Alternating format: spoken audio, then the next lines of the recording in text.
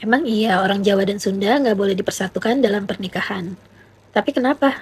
Apakah ada hubungannya dengan perang Bubat?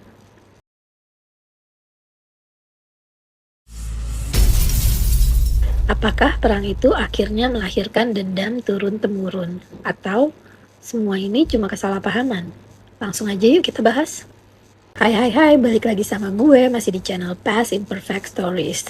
Tempat kita ngobrol-ngobrol santai tentang sejarah dunia, mitologi, dan semua yang heboh-heboh yang terjadi di masa lalu. Because everything nostalgic is my passion and nostalgia is my middle name.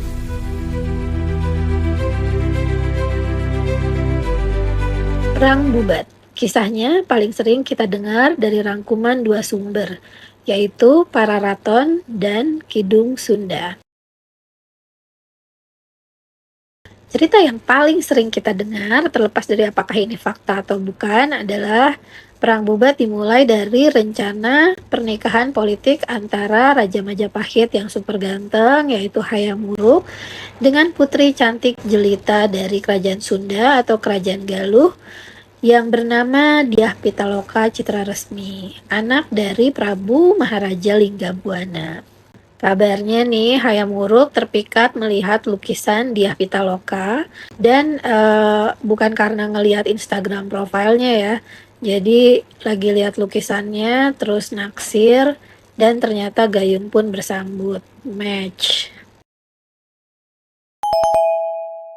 Hingga akhirnya lamaran diterima dan rombongan kerajaan Galuh lengkap dengan raja, ratu, para petinggi, pokoknya semua entourage-nya akhirnya datang untuk melaksanakan pernikahan dan mereka sebelumnya tuh glamping dulu atau pesanggrahan di lapangan Bubat di utara Trowulan, ibu kota Majapahit. Well, disinilah tragedi berdarah itu dimulai. Mahapatih Majapahit yang sangat terkenal, Gajah Mada, tiba-tiba mendesak Raja atau Hayam Wuruk untuk tidak menerima Dyah Pitaloka sebagai permaisuri, melainkan sebagai upeti. Dang, rude. Tentu saja rombongan kerajaan Sunda kaget setengah mati. Apa-apaan nih gitu, mereka kan mau melangsungkan pernikahan yang setara untuk menjadikan kerajaan Galuh atau kerajaan Sunda dan kerajaan Majapahit sebagai partner yang equal, setara. Bukan justru menyerah atau takluk dan memberikan upeti kepada Majapahit. Prabu Maharaja Linggabuana jelas marah banget. Dia merasa dipermalukan. Ini prank yang gak ada lucu-lucunya. Daripada dipermalukan seperti itu, dia akhirnya memilih, oke, that's it, kita perang sampai mati.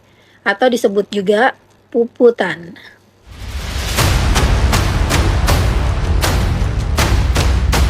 Perang pun terjadi di Bubat. Sayangnya, kerajaan Sunda tidak berhasil bertahan dan tewas dalam perang ini.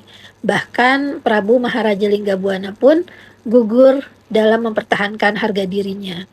Sementara para perempuan dalam rombongan kerajaan memilih untuk melakukan bunuh diri dalam kehormatan atau disebut juga bela pati. What a sad, sad story. But of course, kita pengen tahu kebenarannya. Apa sih yang sebenarnya terjadi dengan harapan kita sama-sama tercerahkan. Oke, so kita breakdown dulu ya satu-satu. Kita mulai dari peran Gajah Mada, the man behind Perang Bubat. Gajah Mada kita dapat kabarnya sebagai tokoh antagonis utama dalam Perang Bubat ini. Kenapa? Karena ambisi pribadinya untuk melaksanakan Sumpah Palapa telah membuatnya mengabaikan perasaan rajanya sendiri. Tapi ini cuma salah satu teori, kita nggak pernah tahu kebenarannya. Bisa aja mereka melakukan permainan good cup, bad cup. Bisa aja Hayam Wuruk cuci tangan dan Gajah Mada yang kena getahnya. Jenius kan? However, politik is a nasty, nasty game, man. Jadi kita nggak bisa percaya aja bahwa ini kerjaan satu orang doang. Another point of view yang juga masuk akal, Gajah Mada melakukannya demi kerajaan yang sangat dicintainya, tanah airnya. Menjadikan Dyah Pitaloka permaisuri berarti membiarkan pengaruh kerajaan Sunda yang belum takluk masuk ke dalam Majapahit dan bisa menggerogoti pemerintahan Majapahit. Jadi bisa saja yang dilakukan Gajah Mada adalah tindakan pencegahan untuk melindungi kerajaan Majapahit itu sendiri. Tindakan Gajah Mada, walaupun kejam, bisa dilihat sebagai langkah pengamanan untuk menjaga stabilitas negaranya. Ia mengorbankan kebahagiaan satu orang, yaitu rajanya, demi keutuhan imperium. Seperti kata pepatah, all is fair in love and war. Semua sah-sah saja dalam cinta dan perang.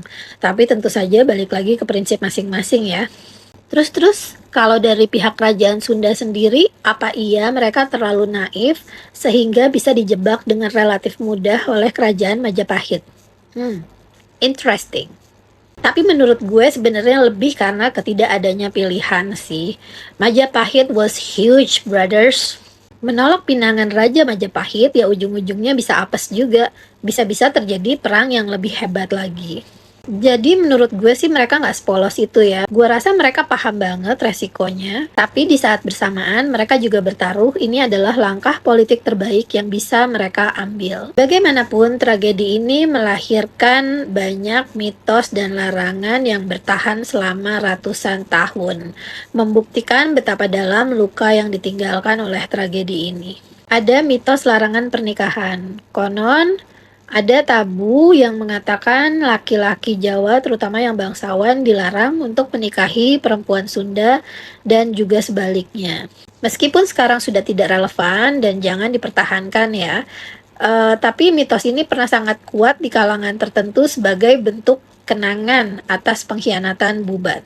Selain itu, ada gosip tentang kutukan Dyah Pitaloka. Ada yang bilang arwah Dyah Pitaloka dan rakyat Sunda mengutuk Majapahit. Tragedi Bubat dianggap sebagai awal dari kemerosotan moral Majapahit dan akhirnya keruntuhan Majapahit beberapa generasi kemudian. Peristiwa ini kemudian menjadi dosa asal yang harus ditebus oleh sang imperium. Dan yang menurut gue juga sangat berpengaruh adalah mengenai nama jalan. Luka ini begitu dalam sehingga pernah ada kebijakan tidak resmi mengenai penamaan jalan di Jawa Barat, terutama di Bandung, untuk tidak dinamai dengan Gajah Mada atau Majapahit. Sebaliknya di Jawa Timur, nama Prabu Siliwangi atau Pajajaran juga akan sangat jarang ditemukan.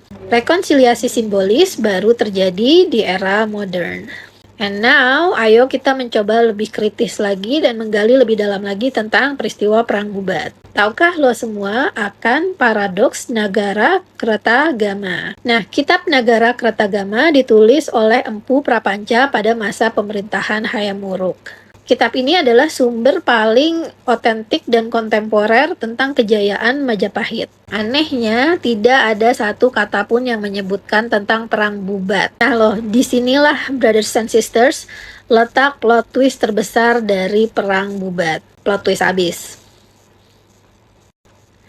Tapi tenang, ada beberapa teori yang membuat kita setidaknya berpikir lebih dalam dan lebih kritis nih. Teori pertama, peristiwa Bubat tidak pernah terjadi. Jangan marah dulu, apalagi ke gue, karena gue cuma menyampaikan aja.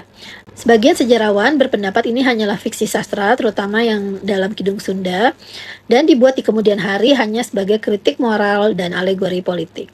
Teori kedua, peristiwa ini adalah aib besar. Kemungkinan kedua, peristiwa ini benar-benar terjadi dan merupakan aib yang memalukan bagi citra Raja Hayam Wuruk. Sebagai pujangga istana, Empu Prapanca menghilangkannya dari catatan resmi untuk melindungi wibawa rajanya sendiri.